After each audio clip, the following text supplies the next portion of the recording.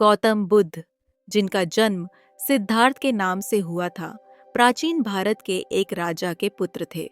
उनका जन्म लगभग 563 ईसा पूर्व के आसपास हुआ था।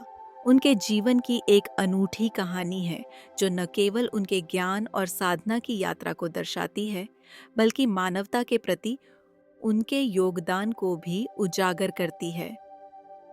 सिद्धार्थ का जन्म राजा शुद्धोधन और रानी माया देवी के घर हुआ था। जन्म के समय ही एक भविष्यवाणी हुई थी कि सिद्धार्थ या तो एक महान सम्राट बनेगा या एक महान साधु।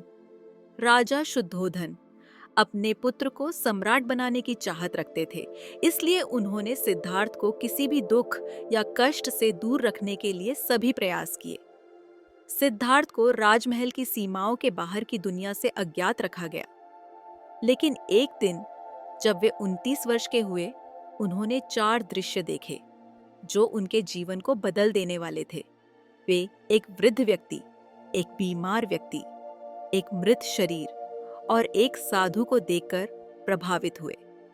इन दृश्यों ने उन्हें जीवन के अस्थायी और दुखद पहलुओं का अनुभव कराया और उन्हें समझ में आया कि सुख और दुख जीवन के अनिवार्य हिस्से हैं।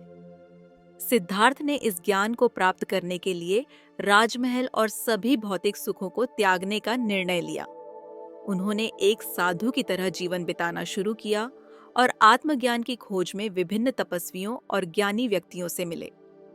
एक दिन बोधगया के पीपल के वृक्ष के नीचे बैठकर उन्होंने ध्यान की गहरी अवस्था में प्रवेश किया। इस ध्यान के दौरान उन्हें सत्य और ज्ञान की प्राप्ति हुई। उन्होंने बुद्ध जागृत का अनुभव किया और समझा कि जीवन के दुखों से मुक्ति का मार्ग मध्यम मार्ग है, न तो अत्यधिक विलासिता और न ही कठोर तपस्या। बुद्ध ने जीवन के दुख और उनके समाधान के बारे में 4 आर्य सत्य और अष्टांगिक मार्ग के उपदेश दिए, जो बौद्ध धर्म के मूल तत्व बने। उन्होंने सिखाया कि किसी भी व्यक्ति को अपने अंदर की शांति और ज्ञान को प्राप्त करने के लिए आत्मनिरीक्षण और साधना करनी चाहिए।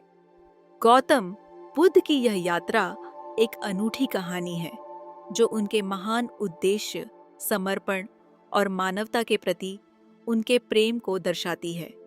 उनकी शिक्षाओं ने न केवल भारत में बल्कि पूरे विश्व में गहरी छाप छोड़ी है और आज भी लोगों के जीवन को सकारात्मक दिशा प्रदान करती हैं।